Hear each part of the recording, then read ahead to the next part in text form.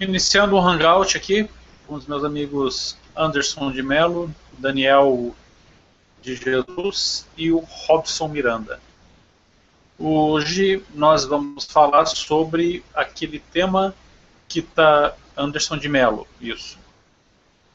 Hoje nós vamos falar sobre aquele tema da igreja. Muito se tem falado sobre o que é a igreja. Igreja é uma instituição, é uma coleção de pessoas, é uma comunhão fraterna entre pessoas que têm ali um interesse comum. São as pessoas salvas, as que já estão salvas, são aquelas pessoas que estão na militância ainda e vão ser salvas. Tem muita coisa para ser debatida sobre esse tema.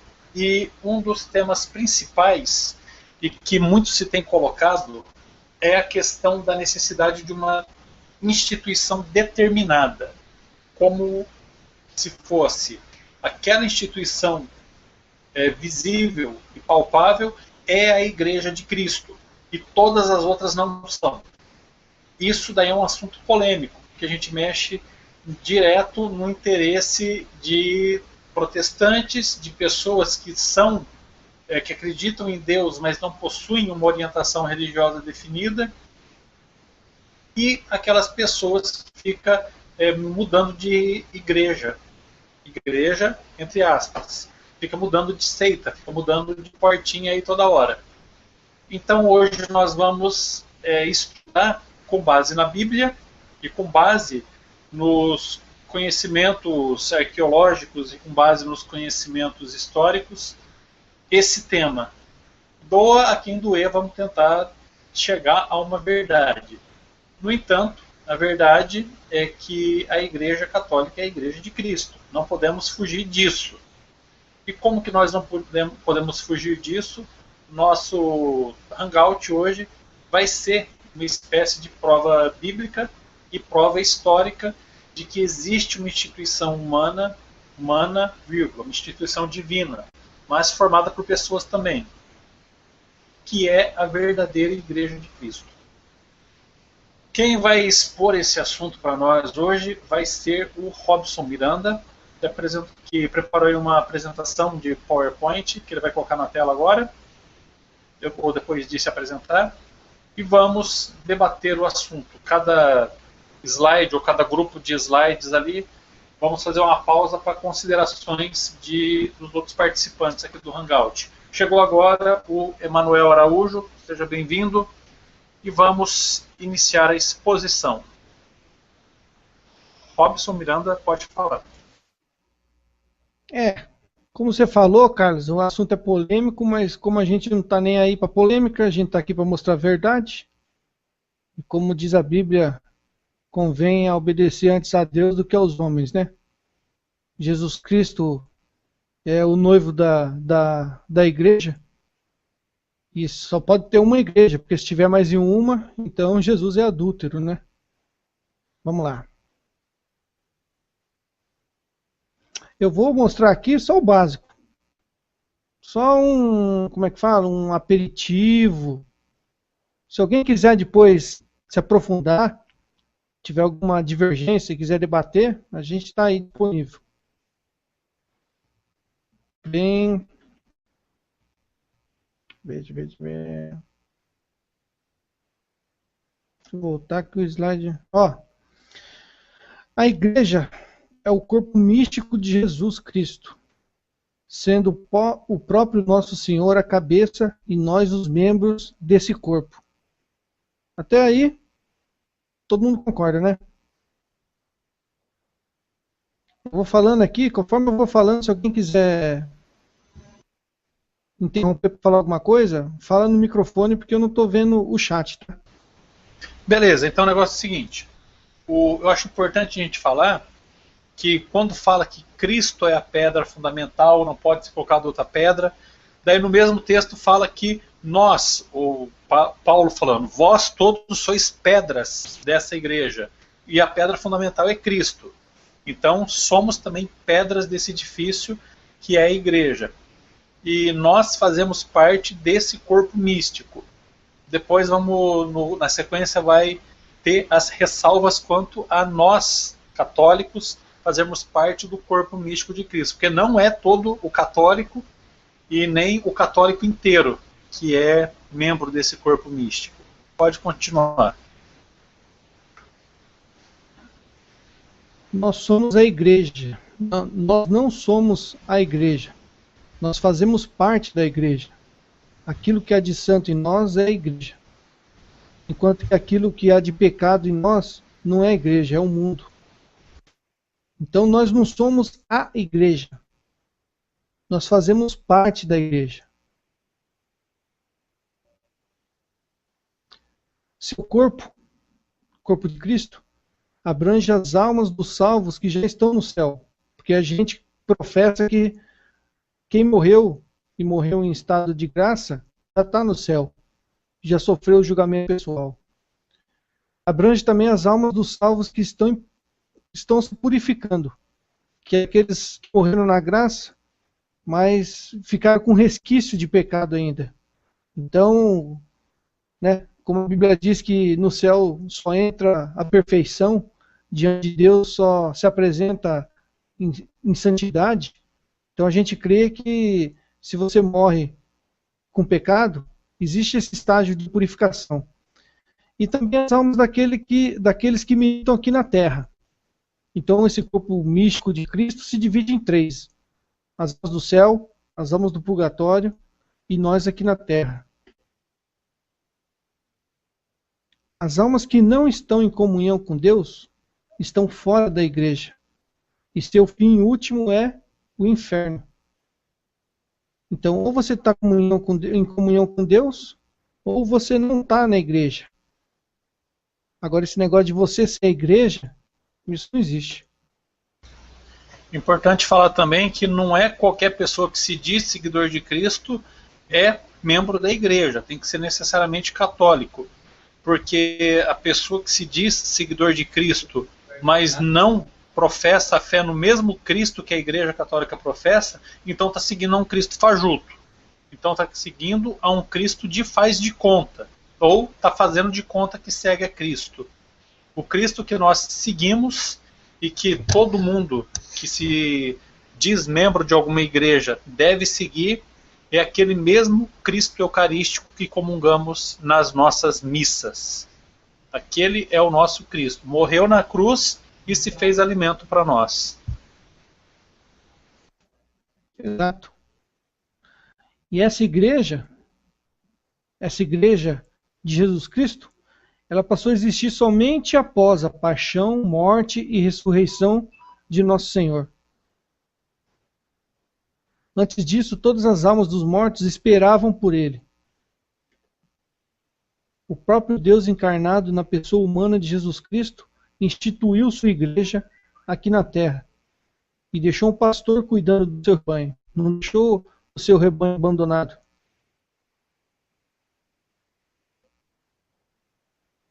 Essa é a igreja católica, apostólica, una e santa. Essa é a identidade da igreja de Jesus Cristo. Compostas por membros santos já salvos, mas também pelos membros pecadores aqui na terra. Agora, o que esse pessoal não consegue distinguir é a igreja com I maiúsculo e a igreja com I minúsculo. Aí faz essa bagunça toda que eles fazem. A igreja com I maiúsculo está dita lá em Colossenses 1,18. Ele é a cabeça do corpo da igreja. Ele é o princípio, o primogênito dentre os mortos e por isso tem o primeiro lugar em todas as coisas.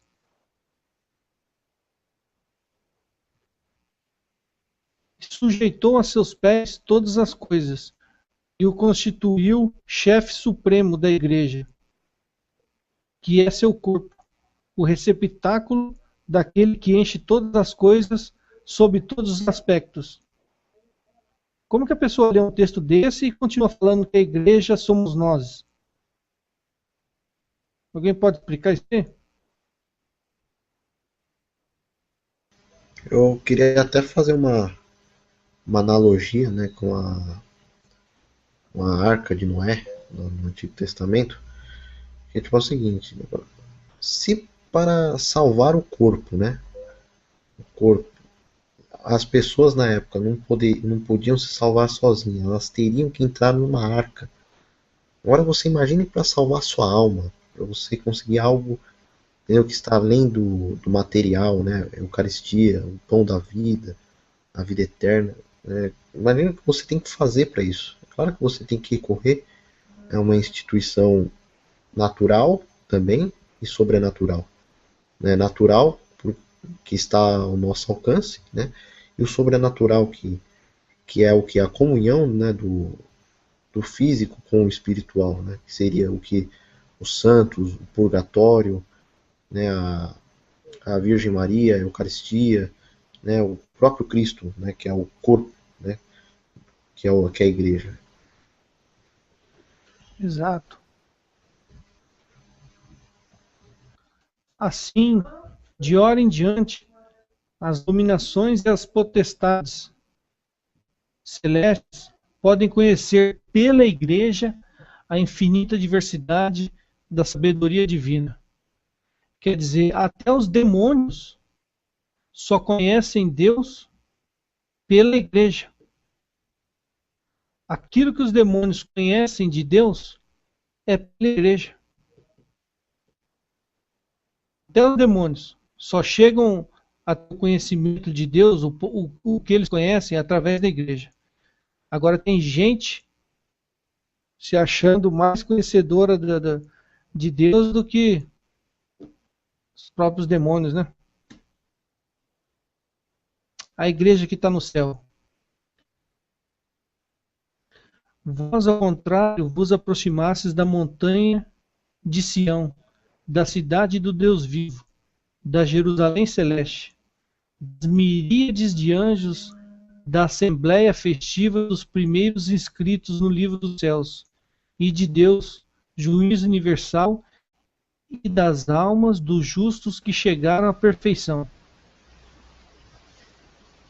Vocês Eu gostaria de acrescentar o Efésios 3, 14 e 21. Efésios 3, ele tem uma conotação bem clara. Deixa eu pegar aqui o livro de Efésios 3, do 14 ao 21. Mas o versículo 14, deixa eu ver se é isso mesmo. Efésios 3, 14. Todo joelho, dobra o joelho diante de Deus Pai, ao qual deve sua existência toda a família no céu e na terra. Essa família aqui é a igreja. E deve essa existência dessa família, tanto do que está no céu quanto na terra, em comunhão. Esse que é o dogma da comunhão dos santos. E o versículo 21, a ele seja dada a glória na igreja e em Cristo Jesus por todas as gerações de eternidade. Amém. Isso daí está em Efésios 3, 14 e o 21 que eu li aqui. Exato. Sede um só corpo e um só espírito, assim como fostes amados pela vossa vocação a uma só esperança. Um só corpo e um só espírito. É um só corpo, unidade. Deus é unidade. Quem causa divisão é o diabo. O próprio nome já diz diabo, divisor. Agora, religião. Eu ouvi essa semana uma pessoa dizer que não existe nenhuma religião, né? Aí tá na modinha agora buscar a etimologia das palavras e a pessoa vai lá, busca a etimologia de religião e vê lá que significa religar. Aí ela chega à conclusão que não pode existir uma religião porque religião é religar o homem com Deus. E isso não aconteceu ainda. Não houve esse religamento do homem com Deus. Só que o termo religião foi tirado daquela passagem de Mateus. Eu te declaro, tu és Pedro, e sobre essa pedra eu edificarei a minha igreja. As portas do inferno não prevalecerão contra ela. e eu te darei as chaves do reino dos céus. Tudo que ligares na terra será ligado no céu, tudo que desligares na terra será desligado no céu.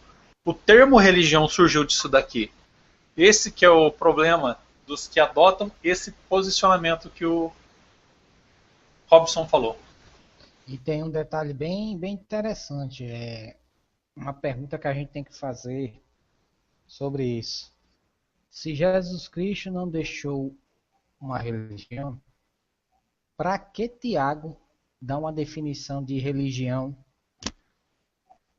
na sua epístola? No capítulo 1, versículo 27, que ele diz assim, que a religião pura e sem mácula aos olhos de Deus e nosso Pai é esta: visitar os órfãos e as viúvas nas suas aflições e conservar-se puro da corrupção desse mundo. Como não pode haver religião se um apóstolo que recebeu ensinamento direto de Cristo define isso? E ignorar isso para quê?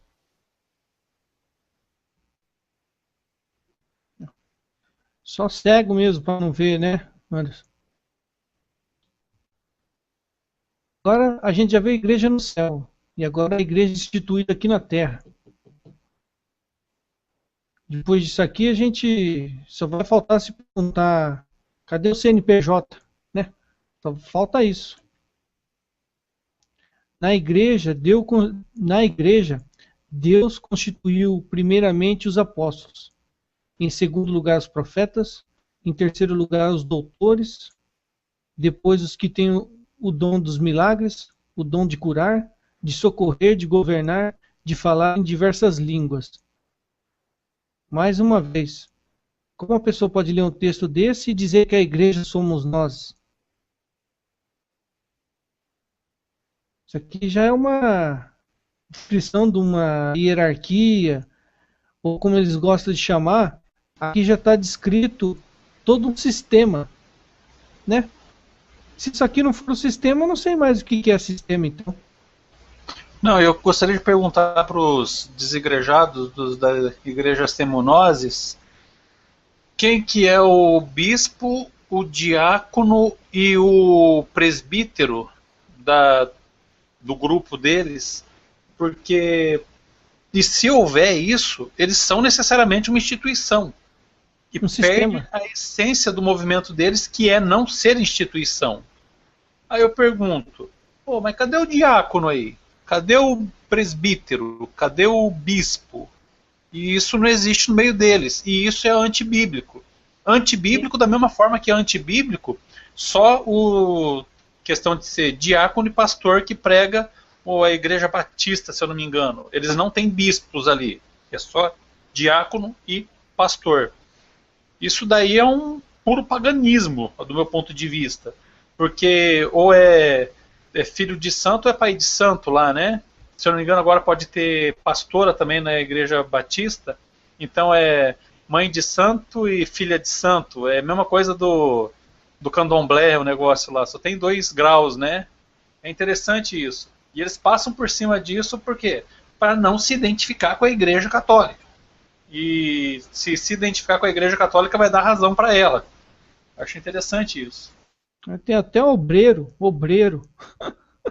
Eu achava que obreiro só existia na macumba, lá no Ubanda. Mas eles têm obreiro. É incrível. E quem é que manda, né, Carlos? Se não tem ninguém que manda, vira anarquia. Não, mas é o espírito que guia a gente. Como pode eu gostaria de conversar espírito guiar um para um lado, o outro para o outro? Eu gostaria de conversar 20 minutos com 2 membros desse negócio aí, 20 minutos com um, 20 minutos com o outro. E depois fazer um rol exemplificativo das contradições, que um fala de uma forma, outro fala de outra. Então aí não pode estar o Espírito Santo. O Espírito Santo está numa instituição em que, ali na Turquia, no século I, Inácio de Antioquia estava falando uma coisa ali, na Turquia. Se eu não me engano, Antioquia é para o lado da Turquia, se eu não me engano. Geografia não é meu forte. Aí, e um século depois, ou 2 séculos depois, ali em Lyon, na França, apareceu uma outra pessoa e dizia a mesma coisa do que dizia Inácio de Antioquia. Os dois não se conheciam, mas falavam a mesma língua, falavam os mesmos dogmas. Aí depois apareceu Hipólito, apareceu aquele que foi mártir lá, o Policarpo, todos falando a mesma língua, todos falando dos mesmos dogmas, todos professando o mesmo credo. Isso é Espírito Santo. Agora eu quero ver se entre eles existe isso. E eu desafio aqui qualquer um a passar por essa prova. E mesmo quando surgir alguma divergência, alguma coisa, porque é normal surgir. O que importa é que quando o bispo de Roma batia o martelo, estava batido. Quando surgia alguma divergência, alguém falando diferente do outro, eles recorriam ao bispo de Roma. Roma locuta causa finita est. Isso, como já dizia Santo Agostinho, né? Agora e com eles, como é que faz quando eles entram em divergência? Briga. É um xingando o outro, um brigando com o outro. E como eles não podem fundar outra instituição, forma mais divisões, né? Daí cada cabeça é uma religião diferente. E esses desigrejados dizem que não tem dogma, mas você vai lá e conversa com eles, eles têm as coisas que eles não voltam atrás e não arrancam o pé de jeito nenhum. Se isso aí não for dogma, eu não sei mais o que é então.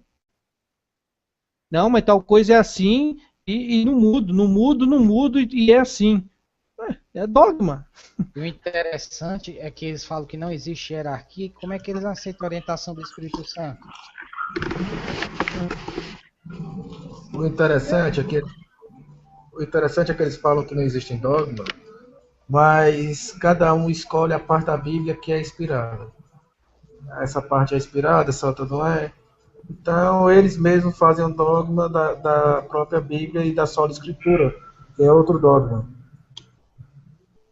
Verdade isso daí, mano. Isso daí me fez até lembrar daquele dia que a gente tava naquele debate bagunçado com aquela turma lá do irmão Rubens. E ele falou lá que a Bíblia era um lixo, né? Que o que salvava mesmo era a Escritura. Mas nem ele mesmo sabia explicar direito. Ninguém entendeu nada do que ele queria dizer com Escritura, com Bíblia. Porque era assim, quando falava alguma parte assim que, né, derrubava alguma tese deles, eles soltavam essa. Então fica fácil, né? Assim, desse jeito. E esse pessoal que fala que é desigrejado é a mesma coisa que protestante. Eles têm o só dele. Vamos dizer, a essência, né? É a mesma. E a única diferença é que em vez de eles se reunirem num prédio, numa construção, eles se reúnem pela internet, no Hangout. Toda semana, mesmo dia, mesmo horário, as mesmas pessoas. Quer dizer, é a mesma coisa. Qual que é a diferença de reunir? Qual que é simplesmente modernidade, né?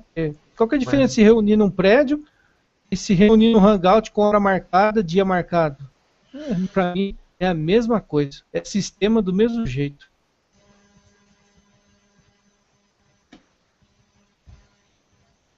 Agora aquela outra passagem lá, né, do se teu irmão tiver pecado contra ti, vai e repreenda-o entre ti e ele. Agora o interessante dessa passagem aqui, há um tempo atrás o Cláudio fez uma analogia dessa passagem com as coisas que os desigrejados pregam.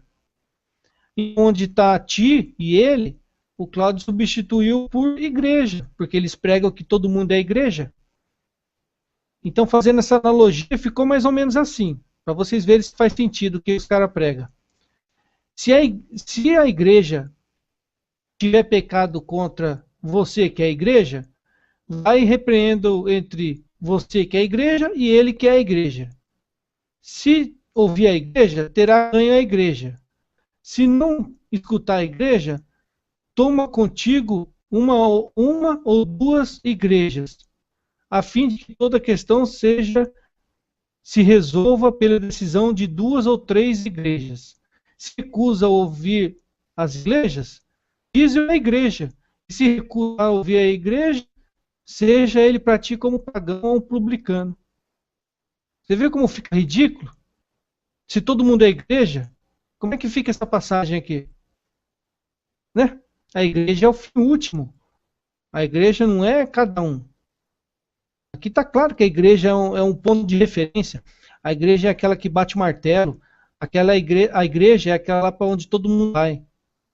Aí eu vi aquele irmão Rubens uma vez interpretando essa passagem, ele disse, mas se a igreja aí é realmente a igreja, então quer dizer que é um lugar, um templo.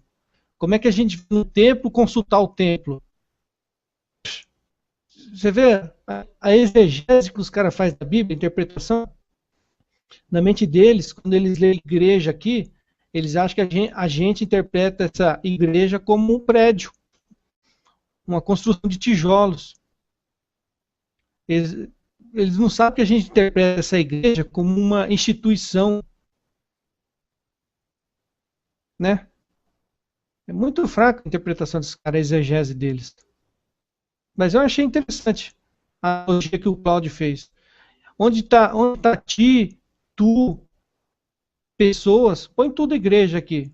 Aí você vai ver a bagunça que vira. Não?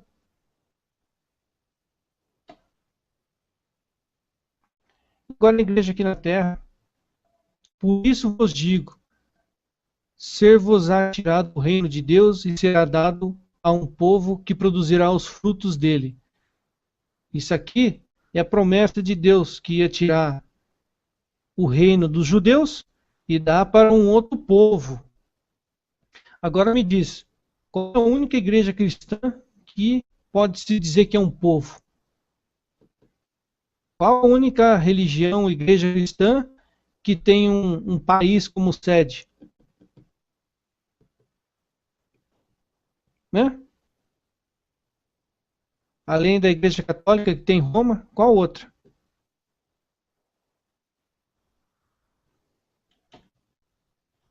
A igreja escolhida de Babilônia, saúda-vos, assim como também Marcos, meu filho. Todo mundo aqui concorda que Babilônia aqui está se referindo a Roma, né? Sim, é uma comparação, né, vamos dizer. Então, Pedro está dizendo que qual igreja foi escolhida? A igreja de Roma. Na verdade, também, depois desse texto de Pedro, de Pedro, só aparece mais Babilônia no Apocalipse, e se referindo necessariamente a Roma. Inclusive, os protestantes usam isso daí para atacar a Igreja Católica, falando que a Igreja Católica que é essa Babilônia aí. No entanto, a Igreja Católica... Eles falam que a Igreja Católica é a prostituta. Não, mas, ô louco, uma menina acabou de falar para mim aqui, sai da Babilônia, em outro hangout. O detalhe é o seguinte, que... Cada hora é uma coisa. Cada hora é uma coisa, é exatamente isso. Por isso que eles estão todos divididos. Aí, o detalhe é o seguinte, antes dessa citação de Pedro, falava-se de Babilônia, mas aquela Babilônia antiga, aquela Babilônia que deixou de existir com a invasão do rei da Pérsia, né? E começou teve lá a invasão persa e acabou com o Império Babilônico. No entanto, a partir de Pedro, essa palavra é usada se referindo a Roma, necessariamente, porque está falando do presente, está falando do atual, não está se referindo ao passado. Ali em Atos fala de Babilônia, mas se referindo a uma passagem do profeta Amós, no livro de Mateus, se não me engano, fala 2 vezes da Babilônia, mas com referências aos textos do Antigo Testamento. E Babilônia atual, no tempo dos apóstolos, é a Babilônia da Roma, da sede do Império Romano. Só que a Igreja Católica não é essa Roma. A Igreja Católica é um país à parte ali. E, para falar a verdade, está fora dos limites da antiga Roma. Está lá depois do rio Chipre, se eu não me engano o nome do Tibre. Está lá depois do rio Tibre. E a Roma, do tempo dos apóstolos e do tempo do Império Romano ali, era só do lado oriental do rio Tibre. E o Monte Vaticano está lá do lado ocidental. Então não tem nem desculpa para falar que é a igreja que é Roma. Isso aí é ridículo. E tem, por incrível que pareça, Tem protestante que diz que Pedro sequer esteve em Roma, né? Olha, o cara que diz isso não leu a Bíblia. Pedro está escrevendo de lá. E o mais importante, a igreja escolhida de Roma. A igreja escolhida. Bem-vindo à Igreja Católica. Se alguns dos ramos foram cortados, se tu, oliveira selvagem, foi enxertada em seu lugar e agora recebes seiva da raiz da oliveira. Se a gente ler esse texto no contexto, aqui eu separei um versículo, mas se a gente ler no contexto, a gente vai ver. Está se referindo a Roma, que foi enxertado no lugar de Jerusalém.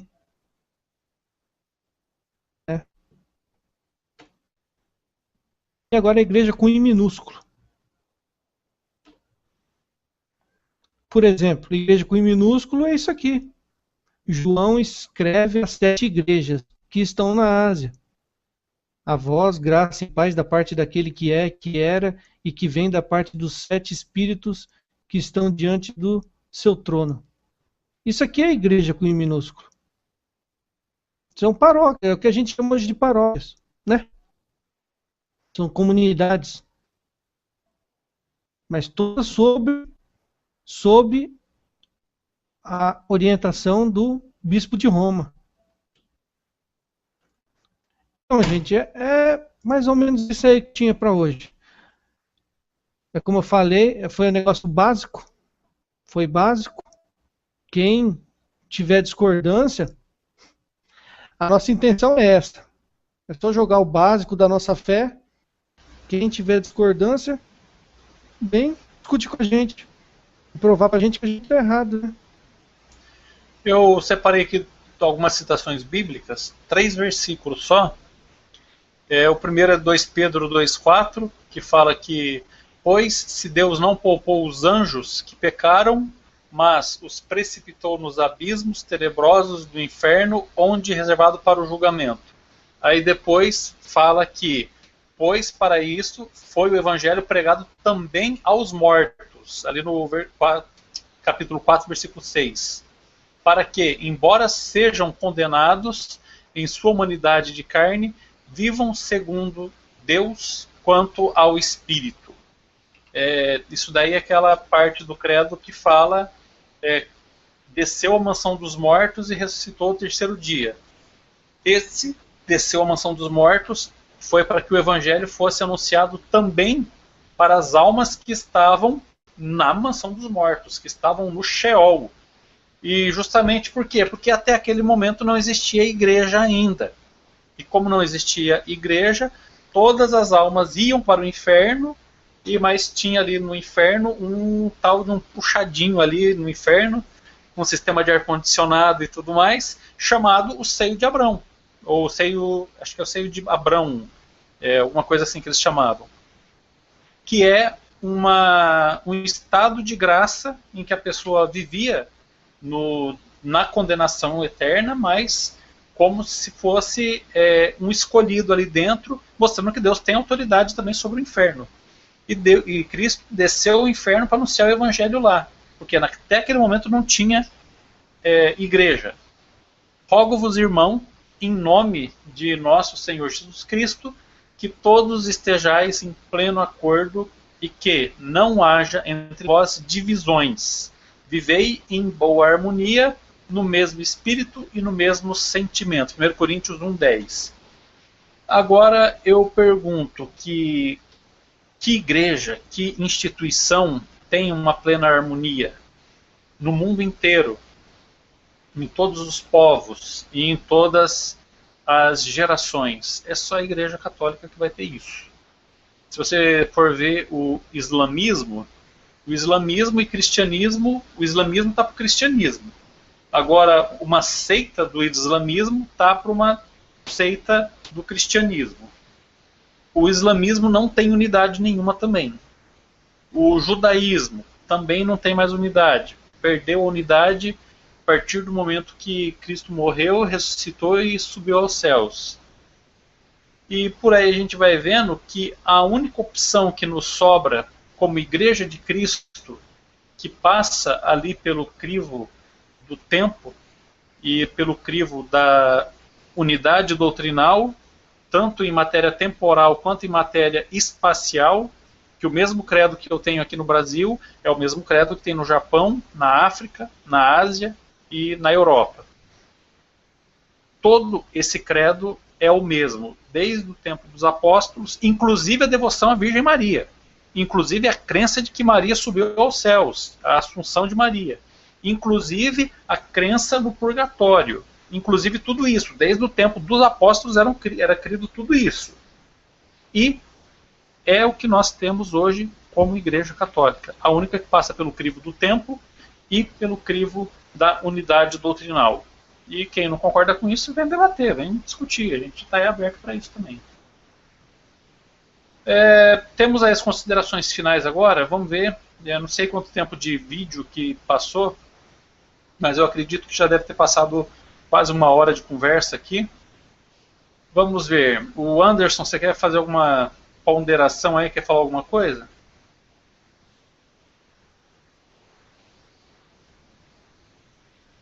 Anderson, tá aí? Tô sim. Essa individualização da igreja, hoje, né? Isso é resultado de 2 movimentos de séculos passados, que é o relativismo, né? E um extremo positivismo, eu diria até, para tentar destruir a Igreja de Deus. Porque no momento que você individualiza a Igreja, você também torna ela humana demais.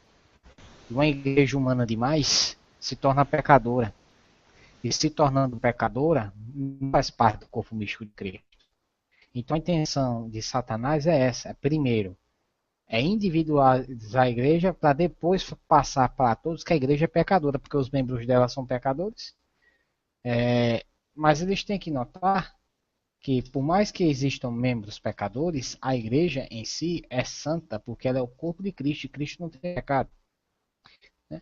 Então, eu gostaria de terminar dizendo que nós devemos combater esse relativismo e esse positivismo absoluto, sim, mostrando aos outros o que a Igreja Católica aprendeu no decorrer de mais de 2000 anos, né, para poder mostrar as provas cabais para ela. Eu agradeço ao Robson por ter nos dado esse momento de estudo.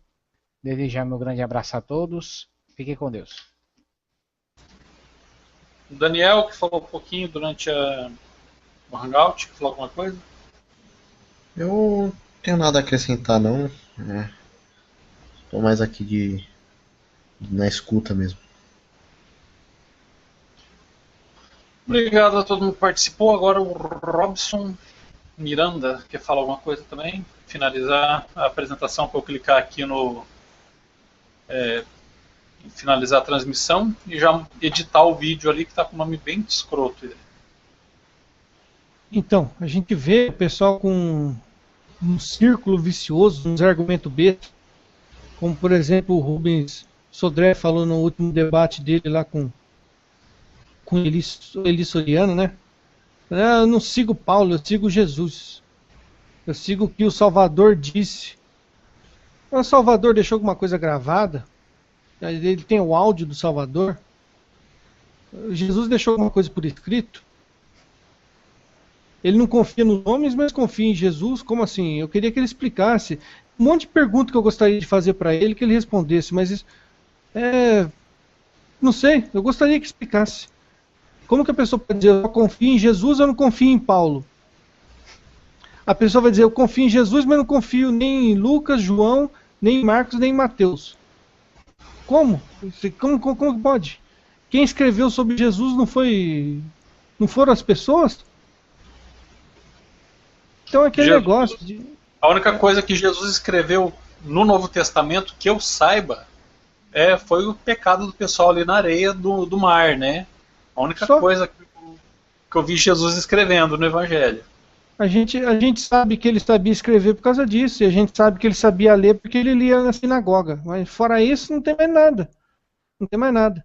Então é impossível você chegar a Jesus sem passar por homens. Ah, mas foi homens inspirados pelo Espírito Santo. Quem disse para você que foi inspirado pelo Espírito Santo?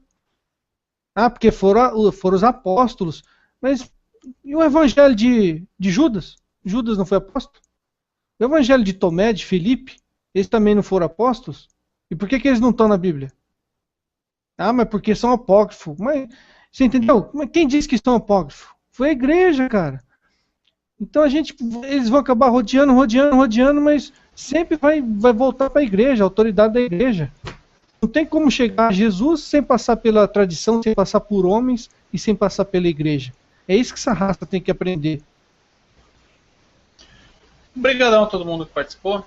Eu gosto muito de falar que nós, católicos, temos uma plenitude, nós temos uma completude na nossa crença. Nós cremos na Bíblia, mas por quê? Porque antes a gente acredita na Igreja Católica. Nós cremos que a Bíblia é a palavra de Deus divinamente inspirada e escrita para nós aqui. Tá. Quem foi que falou que a Bíblia é palavra divinamente inspirada e quem que falou que são aqueles livros necessariamente que têm que fazer parte da Bíblia? A Igreja Católica. E é por causa da Igreja Católica que nós cremos na Bíblia. Ou seja, o nosso crer na Bíblia está vinculado e subordinado à Igreja Católica. Cremos na Igreja Católica. Esse é o nosso credo. Creio no Espírito Santo, na Santa Igreja Católica. Não, creio na comunhão dos santos e na Santa Igreja Católica. Esse é o nosso credo, essa é a nossa fé, e é isso que nós professamos. E em nenhum momento a gente fala creio na Bíblia. Em momento nenhum. Até porque o nosso crer na Bíblia está vinculado e está subordinado a crer na Igreja Católica antes. Exatamente. E essa completude que nós temos, é esse o diferencial que nós temos em relação aos protestantes. Se alguém perguntar para um católico, por que você acredita na Bíblia? Porque a Igreja manda.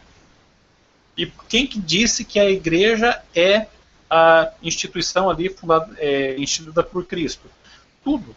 Os sinais, a unidade da Igreja, os sinais, os milagres inexplicáveis. Eu achei bonito que eu vi o padre Paulo Ricardo falando sobre os sinais que mostram que a Igreja é. Ele citou ali o padre Quevedo. Falou, quanto à questão doutrinária, eu tenho algumas reticências com relação a ele. Agora, em matéria de parapsicologia, ele é um cientista. E como cientista, ele falou isso. Que é a única instituição que tem milagres que são realmente comprovados pela ciência, que são milagres realmente acima da naturalidade das coisas, acima das capacidades humanas.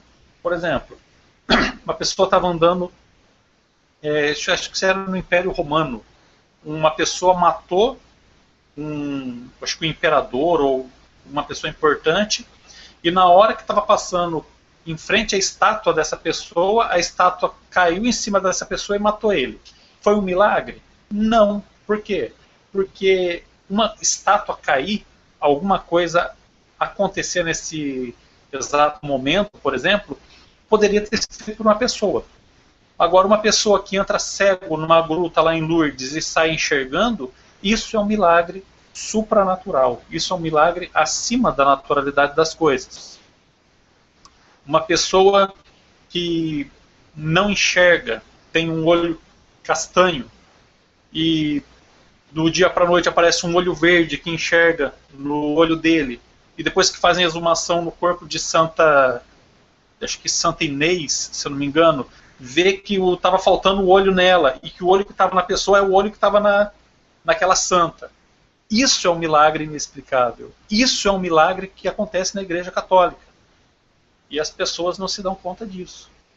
Isso é só uma das questões. Os milagres é só um ponto. Eu acredito na Igreja por causa dos milagres também. Mas eu acredito por causa da antiguidade dela, que era do tempo dos apóstolos. Acredito por causa da unidade da fé e da perenidade dos ensinamentos dela, que ela não muda de acordo com o sabor dos ventos. Os protestantes estão aceitando casamento homossexual agora. Os protestantes estão aceitando casamentos lésbicos. Os protestantes estão aceitando eutanásia e aborto. E isso daí a Igreja nunca aceitou e nunca vai aceitar. Estão aceitando sexo anal. estão aceitando cada barbaridade aí que se eu for falar eu fico com vergonha, os pelinhos do meu ouvido vai ficar com vergonha. E por aí vai. E até o século XVIII, XIX, eles não aceitavam casamentos de negros com brancos. E agora estão aceitando casamento de homossexual. Eu lembro quando eu era criança, a maioria não aceitava nem televisão, era só rádio, não aceitava, a mulher não cortava o cabelo, lembra? Eles vão mudando. É ridículo. Sim, a televisão era a besta fera, eles diziam. Não, e o detalhe mais interessante é que você vai numa dessas protestantes mais cabeludas aí você vê o homem de terno, gravata, barba feita, cabelo curto, e a mulher peluda, mal vestida, com uma saiona que vai até o calcanhar e uma blusa ridícula. Aí a mulher leva chifre e não sabe por quê, né? Há reticências também com relação a isso. No entanto, a Igreja Católica é a mesma hoje, ontem e será para sempre. E durmam com um barulho desse. É a maior instituição caritativa do mundo, a que mais educa crianças, a que mais cuida dos doentes, a que mais alimenta os famintos. E, pois é isso aí, Igreja Católica. Se vocês não conseguem conviver com isso, então dá para fazer melhor se vocês puderem. Ah, porque a Igreja Católica é rica, porque a Igreja Católica tem bilhões e bilhões e muita pessoa e tal e coisa. Vai fazer o quê, né? Para ser o melhor do mundo em alguma coisa precisa ter competência, não basta ter vontade. Beijos e até a próximo hangout aí.